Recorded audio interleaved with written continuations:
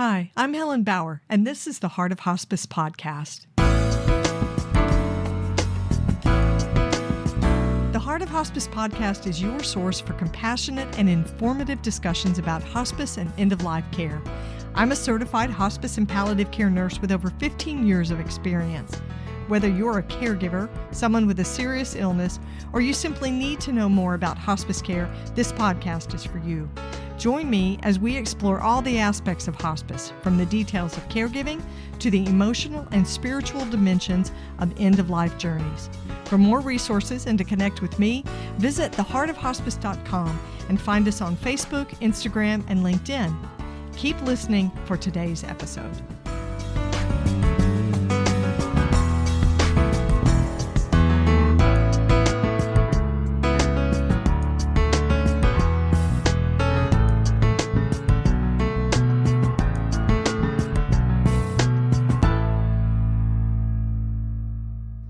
This is the Whole Care Network.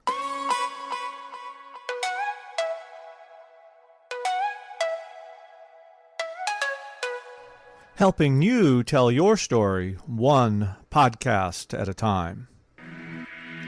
Content presented in the following podcast is for information purposes only. Views and opinions expressed in this podcast are solely those of the host and guest and may not represent the views and opinions of the Whole Care Network. Always consult with your physician for any medical advice, and always consult with your attorney for any legal advice. And thank you for listening to the Whole Care Network.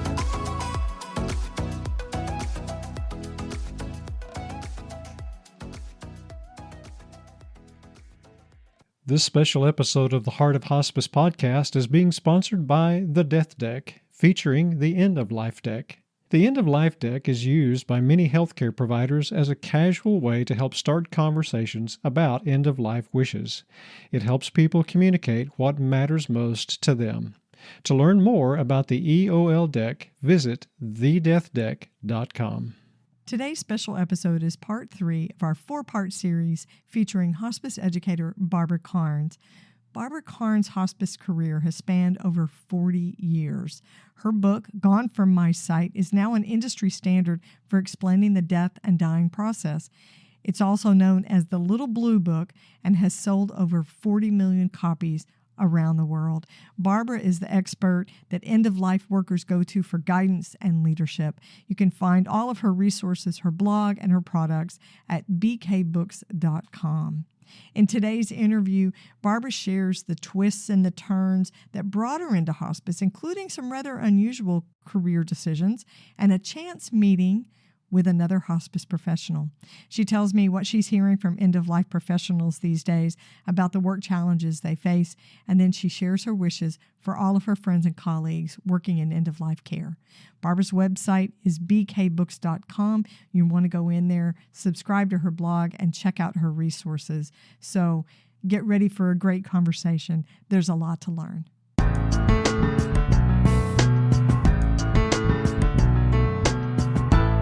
Barbara, welcome back to the special series. It's going to be a great conversation.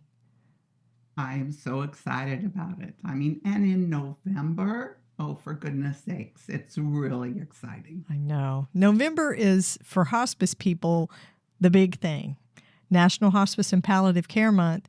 And because we're talking about end-of-life care, we're also talking about caregiving. So November is National Family Caregivers Month. So we're going to really cover both hospice and caregiving. We are. In our talking, so. Yeah, you can't have one without the other. So true. Okay, so we're going to start with an end-of-life deck card. Okay? All right, final arrangements. Now, this one gets deep very quickly. Who would you like to be in charge of making your funeral arrangements? I want my entire family to sit down and decide what will have meaning for them. Actually, they know what I think is important. And they were all there when my husband Jack died. and saw how we as a family said goodbye to him. And we talked about it isn't about the visitations and the memorials. It's about the family and how we're going to say goodbye. And I want to carry that. I want my family to carry that message over when they have to deal with my death. I like that. That's a really good question to ask, I think. I love it that it's part of the end of life deck, because I think sometimes people just throw it to the wind and say, oh, they'll figure it out. That's so hard to do. So hard to do. But designating somebody and saying, as a group, I want you to do this, or as a family, I want you to do this, I think that's really valuable and helpful to a family. Well, I think most people are tuned into what is expected with a death. It's expected that there may be a visitation, and those are going away. And that's really sad, because in my mind, that's the most important part of saying goodbye. And the other service that is becoming very popular is a memorial service. Well, memorial services are about listening, and there's no body. There's just a glamorous picture at the end of the aisle. Visitations are about visiting. It's about community. It's about supporting each other. That really, to me, is more powerful than sitting in a pew listening. You're totally right. It's about storytelling. Yes. Yes, which is inherent. It's built into human beings. This is how we pass legacy and memory. Yeah, absolutely. I guess visitations might be going away because the cost of things, and people are getting away from some of the more traditional things. But I'm like you. I like the casual visitation where you can come and go and swap stories. And yeah, I really like that. Okay, so your family's going to have the big job. That's their job. So we're going to get into the questions that we've got, the things we want to talk about today. We're in the third episode of our 4-part special series, and we are going from the very beginning, from when you started in hospice, all the way through what you're doing today to support hospice and end-of-life workers, and also your own personal experience with hospice. So for today's episode, we're going to be talking about your career. And Barbie, you've got over 40 years working in end-of-life.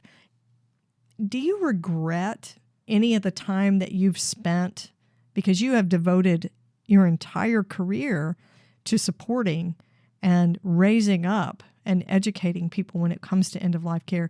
You ever regret the time that you've spent in this industry? My regret isn't necessarily the time, although I don't know that I would have the knowledge today if I hadn't spent all the time.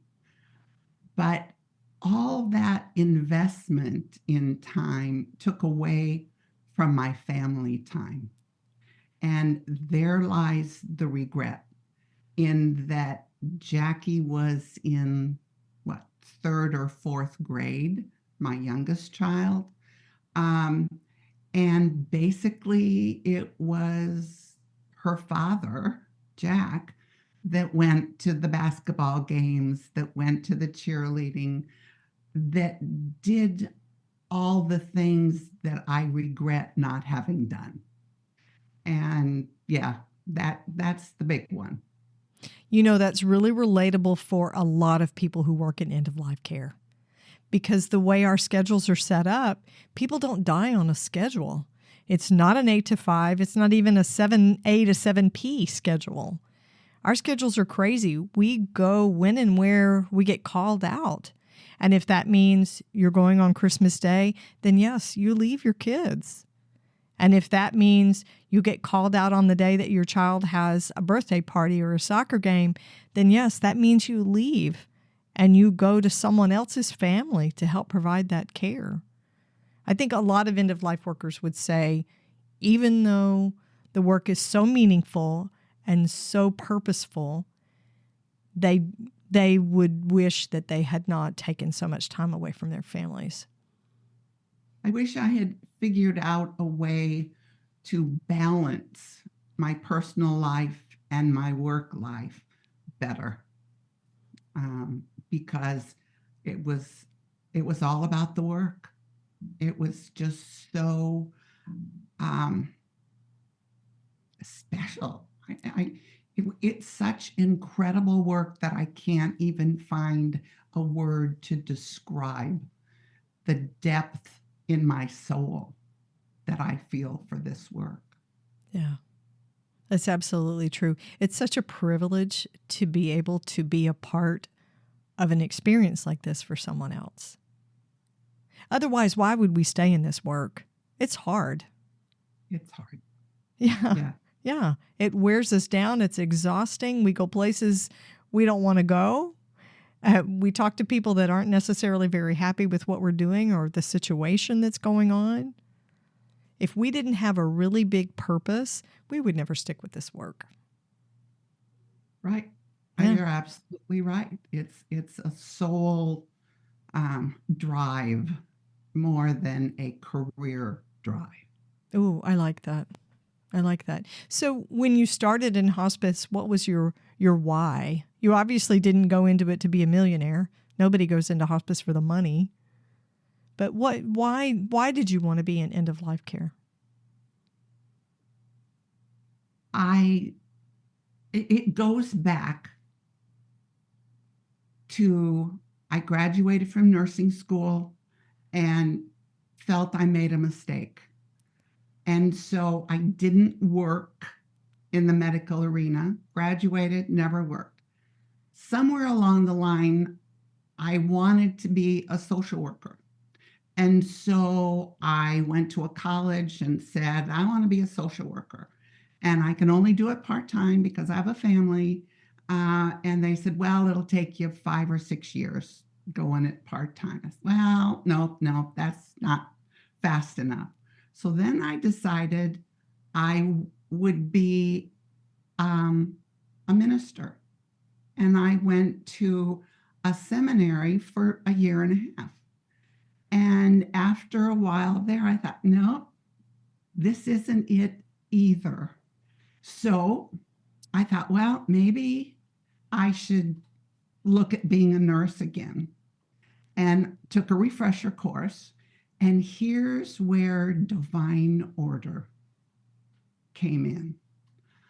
Moved to a new city, went to a Unitarian church to learn about world religions. And I went there because I wanted to meet people, because I was new in this city and I thought that's a way to meet people. There in the class was the volunteer coordinator for hospice care of Mid-America. And as we went around the room and introduced ourselves, I said, I want to work for a hospice. I want to work with end of life, because the minister said, share something about yourself. Only reason I said it. After the meeting, Dennis came up to me and he said, we're hiring an RN, first one ever, to be part of our hospice and come interview for the job.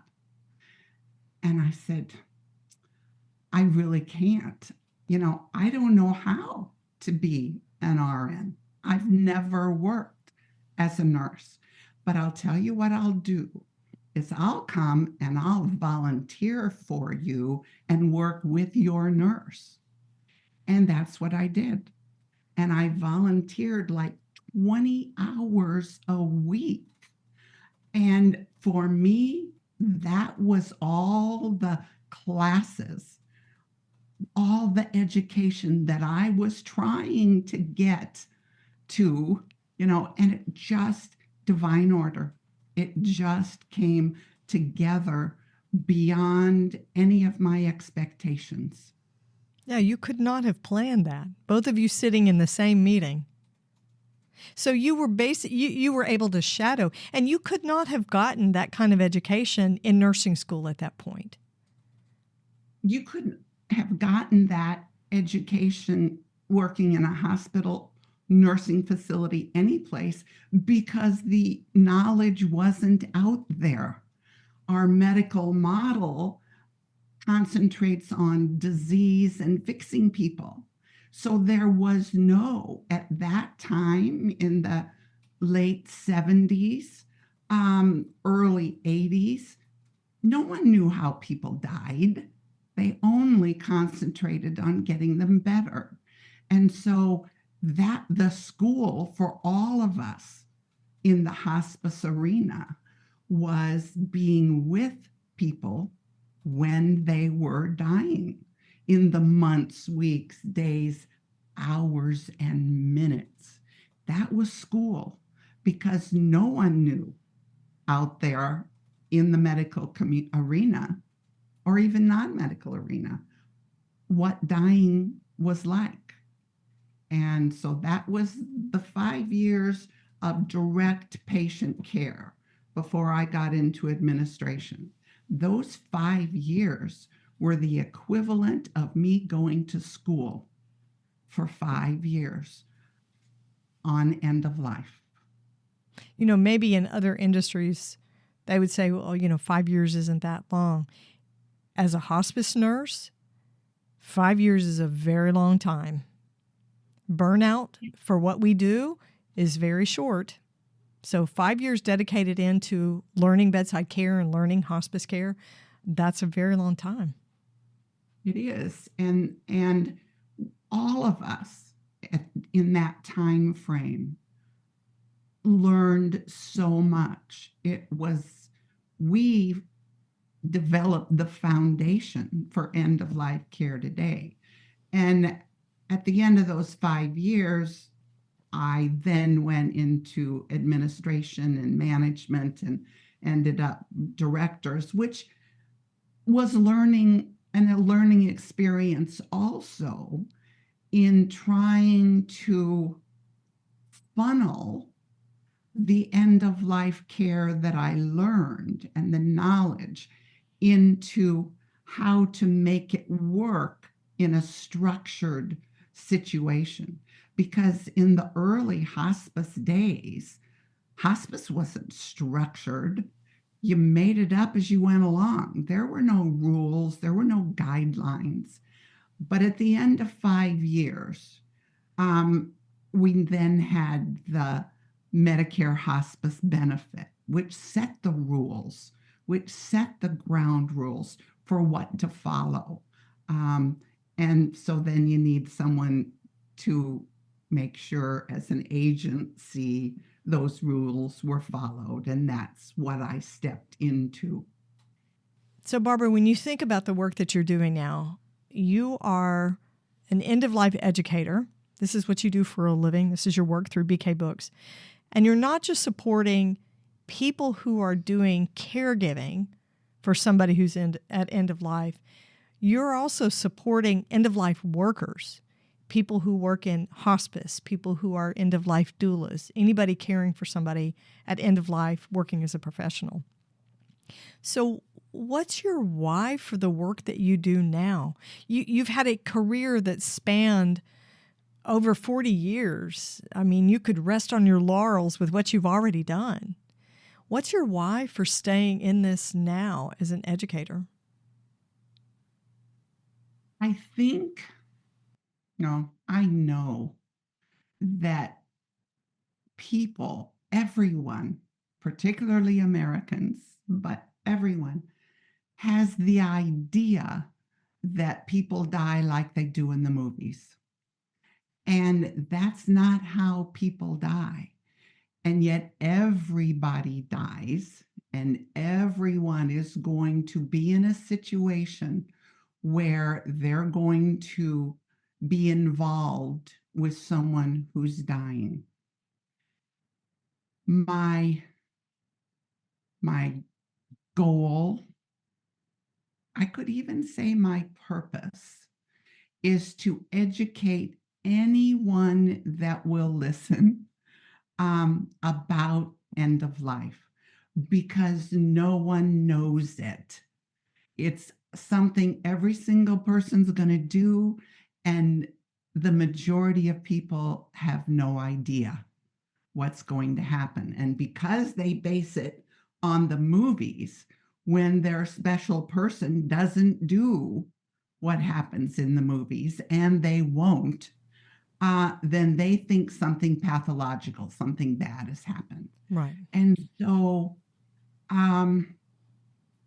taking what I learned, which really no one knew at the time. We who were in hospice in those early years were learning about dying. And it seems like it is also our responsibility to carry that forward and continue to educate on what we learned. Because what we learned was a gift. It was a gift that not only was given to us, the flag holders, so to speak, but it's a gift to humanity to learn what dying is like. We used to know Grandma used to die at home in the upstairs bedroom, and we were there and we saw her die. There was no question about anything pathological. This grandma died, and that's how she died. But over the years, probably from the 50s forward, we removed dying from the home and went to the hospital, then nursing facilities. And so nobody was there to see how people died. And now we've come full circle, and I'm trying to neutralize the fear that everyone's bringing to that circle just through lack of knowledge. And so all of us, do I use the word duty to humanity to take the information that we learned and share it? Maybe so. It's almost like we're teaching a new generation a different way, that the medicalized way doesn't work for us as human beings. And so we're unlearning all these habits. People will tell you, I don't want to die in a hospital. I don't want to be connected to machines. So what's the alternative? To be at home with my family. But our culture, at least in the United States, has created this experience that really ill-equips any of us to do this at home. Caregiving is hard. Death can be frightening, and grief can be overwhelming. But we have learned that if we keep them in a sterile space in a hospital, out of sight, it's managed medically with all the machines and the processes, then we're completely removed from that. I find it interesting that despite the fact that we remove ourselves from grandma's death, right? She might not even have anybody with her from the family when she dies. Our grief is no different. Our human grief experience is no different. Then it's always been. Yeah. Then it's always been. However, in saying that, with knowledge about dying, that can bring understanding to our grief. And in that, it can change the way we grieve just through knowledge. You know, my saying is knowledge reduces fear, and that applies to grieving as well. That's a good point. That is a good point. My conversation with Barbara Karnes isn't over, so stay with us to hear more.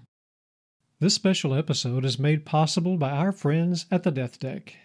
The Death Deck now has another tool for families, caregivers, and healthcare providers to use. It's called the End of Life Deck. Just like the Death Deck, the End of Life Deck uses multiple choice and open-ended questions to facilitate conversations about end-of-life wishes. Certified hospice and palliative care nurse Helen Bauer shares why she uses the EOL deck. As a hospice nurse, I've seen the challenges people experience when trying to communicate their end-of-life wishes to family and friends. The EOL deck is the perfect blend of humor and reflection, making discussions about final wishes less painful and even a little fun. The EOL deck can be used by social workers, chaplains, nurses, and end-of-life doulas. To learn more about the EOL deck and to purchase this helpful conversation starter, visit thedeathdeck.com. So you have one of the most widely utilized resources, a booklet called Gone From My Sight. So anybody who works in end-of-life care, or if you've been a caregiver for someone who's been at the end of their life, you might know this as the little blue book. It has a light blue book cover. It's very easily recognized. It's an industry standard for us. And you wrote that years ago, and now it has sold over 40 million copies around the world. Congratulations for this, Barbara. I mean, it's amazing. It's an amazing thing. I have taught my families at the bedside from Gone From My Sight so many times when I was working in the field. How does it make you feel when you realize that this one simple thing, a small booklet that you wrote as a resource because it was what you needed, how does it make you feel when you realize you've sold over 40 million copies of that? It's incomprehensible. I can't envision that many being sold, and the fact that I feel teary in thinking about it, because, oh my gosh, this little Barbara Karnes in the Midwest was able to create and provide something that has educated and supported millions. It's just hard to even comprehend. It's a blessing. It's a blessing. We need one of those references so we could have an idea of what it would look like how much of a football field or how many times that many booklets would go around the earth, so you have some sort of reference point for the measure. But yeah, that's a huge accomplishment. You have to know that you've influenced people's careers and their death experiences and their grief experiences because of writing just that one book. And it's not the only book that you have.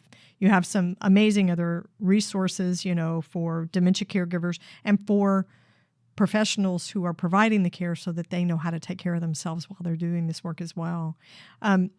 So you are really in touch with people who are working in the industry and people who are actively caring for somebody who is at the end of life. What questions are you hearing from end-of-life workers these days?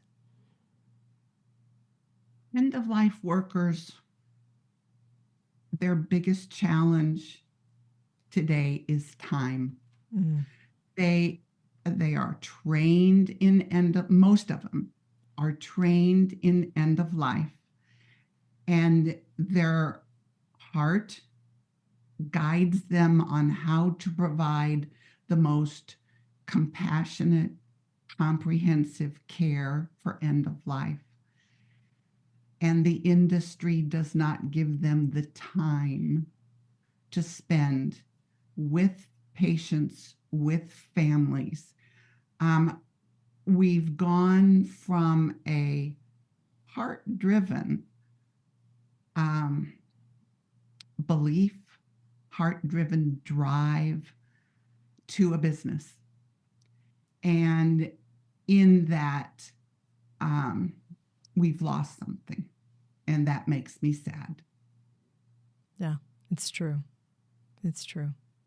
I've said numerous times on the podcast, it's an apples and orange relationship, because we have an industry, a business, that's responsible for one of the most human experiences you can have. It's a factory for a dying person. Those two things just don't jive well. And it's a huge balancing act. Huge balancing act. Well, and one of the things is you get the professional caregiver, the professional at the bedside, the one that's doing all the nursing visits, the social work visits, the home health aid bathing. They're leading and that ground floor compassion that they're bringing along with their knowledge, but there's a sense of dedication and passion. And then you go up the ladder and you get into the administration area, and it's run like a business. And it creates conflict between the mind that is organizing and doing the finances and the caregiver that is meeting the ground level emotional aspect of end of life. And it's a problem. So it is such a blend of heart and science and business and productivity, along with caring for humans, compassion, all of those things, patience and productivity. It is a big balance for end-of-life workers. And my hope is that our caregivers that are at the bedside with their loved ones never feel that. Never feel that, because that's not their concern. They should never have to worry about the productivity of their nurse or their chaplain or social worker. They should be able to focus on the needs of their person. And the caregiver is as much a part of end-of-life work as the patient. And we have to keep that in mind, because it's not about waltzing into a home and looking at the patient and determining where they are in the dying process and leaving. It's about coming in, sitting down in the living room on the sofa with the caregiver or over a cup of coffee with the caregiver, and comforting and guiding and educating the caregiver.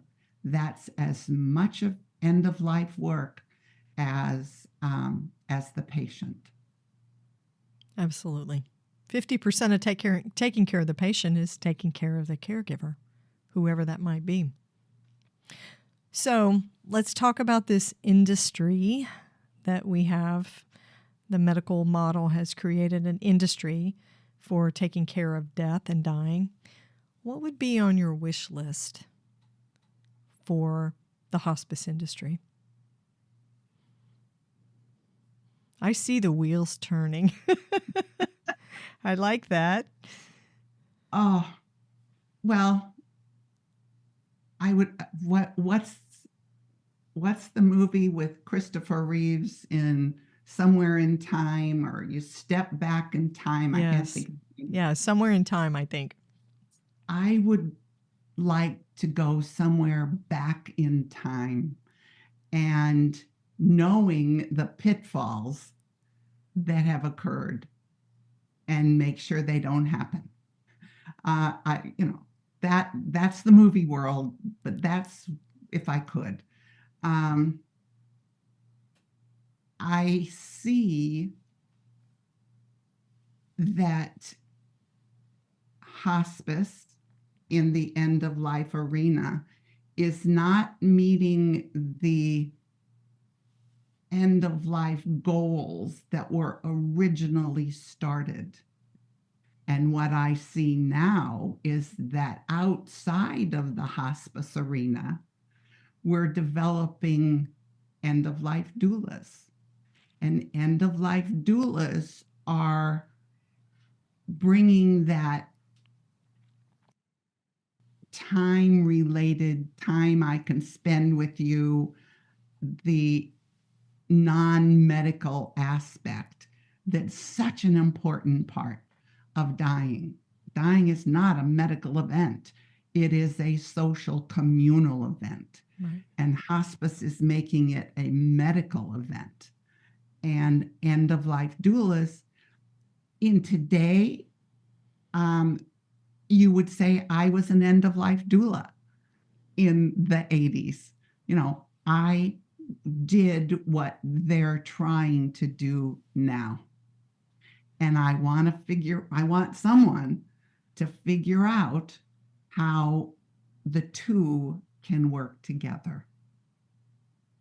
We'll see. Yeah.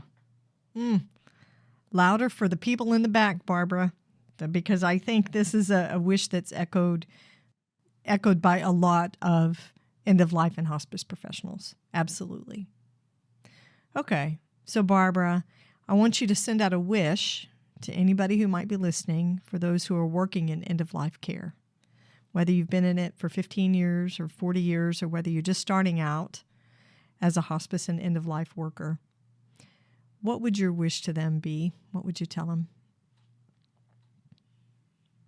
I wish that you take care of yourself, that you put your oxygen mask on first so that you can stay in this work, that you let your heart that will tell you the kind of care you can provide be your guide, not what's written down 1 to 10 and all of that. Use your heart to guide you into how to interact with these human beings that are suffering. And in being this end-of-life worker, you have the capacity and the ability to make this dying person and their family have a sacred memory and a sacred experience.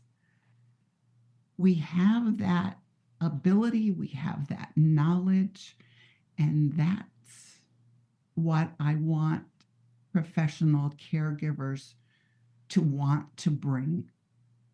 Perfect. Barbara, where can my listeners connect with you, find Gone From My Sight, and access your blog, all the resources that you have? Go to bkbooks.com. It's my website. You can sign up for the blog. I write a blog every week. In fact, I was told yesterday I've got to get busy, got to write some more. So go to the website. That's where all the material is. You can read every blog I think I've ever written. So the thing with that is, if you are a caregiver and you think, well, I wonder about pain management, you can go to the blog, type in by search pain management, and there'll be a whole bunch of blogs you can read that you can educate yourself. And that, I think, is an important part of the website, is all the knowledge that's on there, as well as you can order anything I've got. Awesome. So bkbooks.com. Barbara, thank you again. It's like a family reunion when you're on the show. Always special to be here.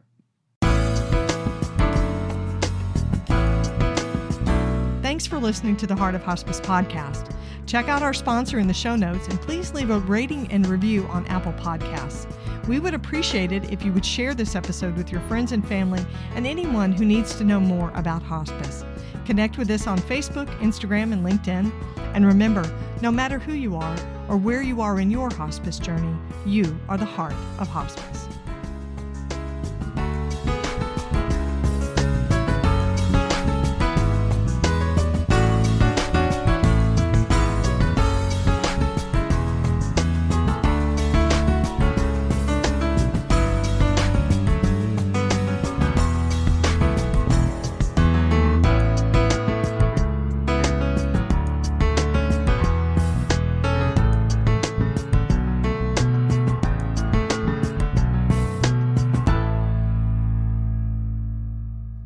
This is the Whole Care Network.